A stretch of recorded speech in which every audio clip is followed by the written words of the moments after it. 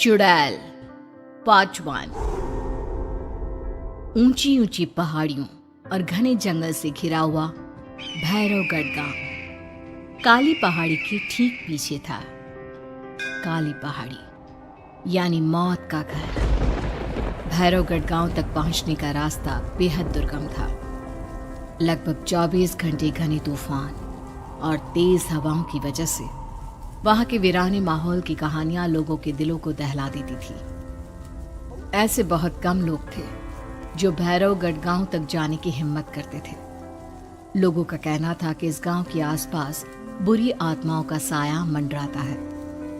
गांव के रहने वाले लोगों ने वैसे तो अपनी आंखों से किसी बुरी आत्मा या साये को नहीं देखा था, लेकिन गांव का बच्चा बच्चा इस बात को महसूस कर सकता था कि गांव के ऊपर कोई तो खौफनाक साया मंडरा रहा है।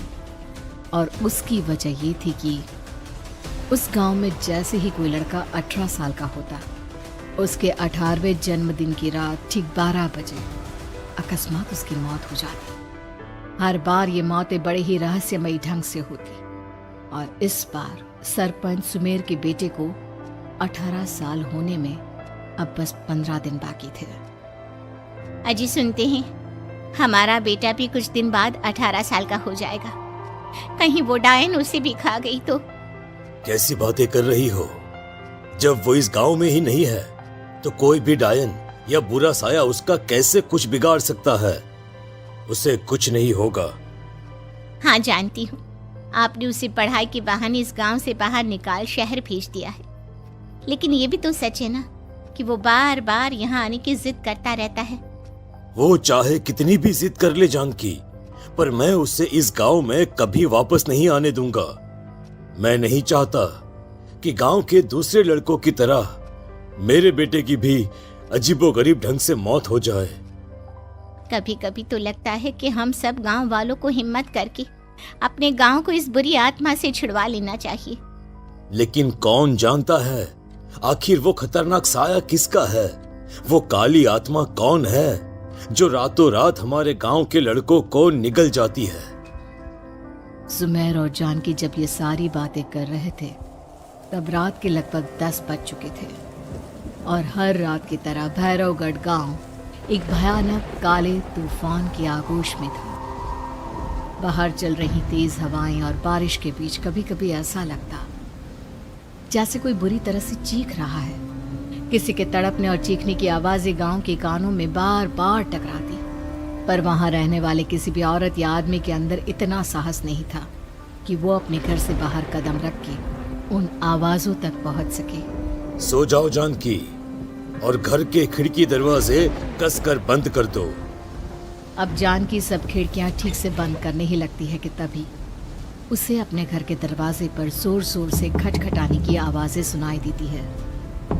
इन आवाजों को सुनकर जानकी और सुमेर के चेहरे डर से पीले और हाथ पैर ठंडे पड़ जाते हैं। जानकी, जानकी, इतनी रात कौन होगा?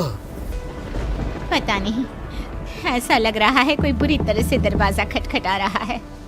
अरे हाँ, पर किसी की आवाज भी तो नहीं आ रही। क्या करूं? दरवाजा खोल लूं या नहीं? कहीं ऐसा ना हो कि किसी को हमारी मदद की जरूरत हो। लड़खड़ाते कदमों से सुमेर दरवाजे के करीब जाता है और अपने कान को दरवाजे पर रख धीरे से आवाज देते हुए पूछता है, कौन है? कौन है वहां? तभी एक बेहद डराने वाली आवाज उसके कानों से टकराती है। दरवाजा खोलो, दरवाजा खोलो, वरना आज की रात इस गांव में कोई जिंदा नहीं बचेगा। मैं जानती हूँ तुम्हारा बेटा 18 साल का होने वाला है। अगर उसकी जान की जरा भी परवाह है तो दरवाजा खोल दो।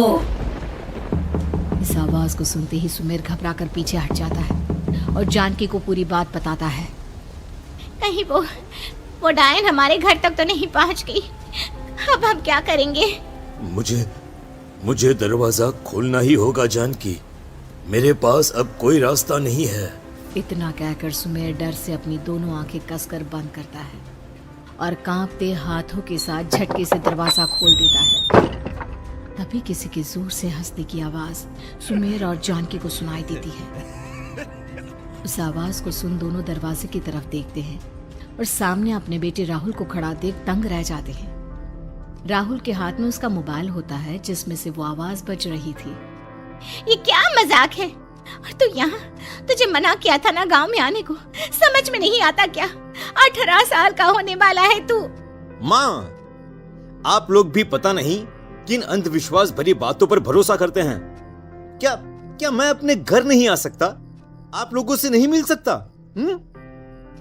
देख बेटा, हमने तुझे किसी वजह से ही इस गांव से दूर रखा था और यहाँ आकर तूने अच्छा नहीं किया। चल चल चल, मैं तुझे अभी के अभी वापस शहर छोड़कर आता हूँ। ओफो पापा, आप बेकार की बातों से परेशान हो रहे हैं। बाहर इतना तेज अंधड़ तूफान चल रहा है, कहीं जाने की जरूरत नहीं है। मैं बस आप लोगों से मिलने आया हूँ, कुछ दिन रहकर चला जाऊंगा। दिमाग खराब हो गया है इस लड़के का, नहीं जानता कि इस गांव में ये सुरक्षित नहीं है। किसने कहा था तुझे यहाँ आने को? ये आवाजें सुन, बाहर से जो आवाजें आ रही है तुझे सुनाई नहीं देती क्या? अरे माँ, जब जोर से तूफान चलता है, तेज हवाएं चलती हैं, तो इसी तरह की आवाजें आती हैं। ये बहुत नॉर्मल है माँ। नॉर्मल होगी तेरे लिए बेटा। 4 दिन शहर में पढ़कर आया है तो अपने माँ बाप की बात नहीं मान सकता।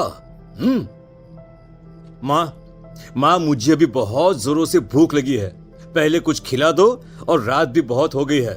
हम इस बारे में कल बात करते हैं, ठीक है? राहुल के वापस आ जाने से जानकी और सुमेर की आंखों की नींद उड़ गई थी। खाना खाने के बाद राहुल तो अपने बिस्तर पर जाकर सो गया, लेकिन जानकी और सुमेर पूरी रात उसके कमरे के बाहर पहरेदारी करते रहे। उन्हें पल पल इसी बात का डर था कि कहीं उनके बेटे को कुछ हो ना जाए। रात बीतती है, सुबह का सूरज निकलता है। अब जैसे ही वो राहुल को नींद से जागते देखते हैं तो उन दोनों के दिल को सुकून मिलता है। अरे माँ, पापा, आप अभी तक यहीं बैठे हैं? क्या पूरी रात सोए नहीं? जिनकी जवान बेटी की जान को खतरा हो, उन माँ बाप को नींद नहीं आती बेटा। बेटा, अब तो वापस शहर चला जा। देखो माँ, मैं किसी जरूरी काम से इस गांव में आया हूँ, और वो काम पूरा होने के बाद मैं खुद यहाँ से चला जाऊंगा। काम? गांव में तेरा क्या काम है? पापा, मैं बचपन से ही इस गांव के बारे में बेहद डरावने किस्से सुनते आया हूँ, इसीलिए अब मैं उन्हीं किस्सों के ऊपर डॉक्यूमेंट्री फिल्म बनाऊंगा। रिसर्च करना चाहता हूँ कि आखिर सच्चाई है क्या। हे भगवान, लो जी, सुन लिया, और भेजो इसे पढ़ने के लिए शहर। मैंने आपसे पहले ही कहा था, मेरी बहन के पास दूसरे गांव भेज दो। ना ये शहर जाता और ना उल जुलूल की बात इसके दिमाग में आती। जानकी और सुमेर राहुल को समझाने की बहुत कोशिश करते हैं, पर वो किसी की बात नहीं सुनता और अपना कैमरा लेकर गांव की पास वाली काली पहाड़ी की तरफ निकल जाता है। अब राहुल जैसे ही काली पहाड़ी पर पहुंचता है, उसकी नजर पहाड़ी के ठीक बीचों बीच बनी एक पुरानी झोपड़ी पर पड़ती है। यहाँ भी कोई रहता है क्या? ये इंटरेस्टिंग होगा। राहुल की आवाज पहाड़ों से टकराकर उसके कानों में सुनाई दे रही थी। उसने चारों तरफ का नजारा देखकर वहां की तस्वीरें अपने कैमरे में उतारना शुरू कर दिया।